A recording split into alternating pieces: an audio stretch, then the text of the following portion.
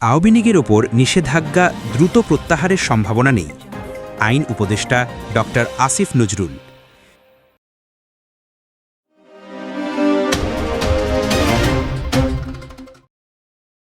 বিস্তারিত জানাচ্ছি অন্তর্বর্তী সরকারের প্রধান উপদেষ্টা ডক্টর মোহাম্মদ ইউনূসের একটি সাক্ষাৎকারের পর ফ্যাসিবাদী সংগঠন আওয়ামী লীগের কার্যক্রমের ওপর দেওয়া নিষেধাজ্ঞা প্রত্যাহার নিয়ে নতুন করে আলোচনা সমালোচনা শুরু হয়।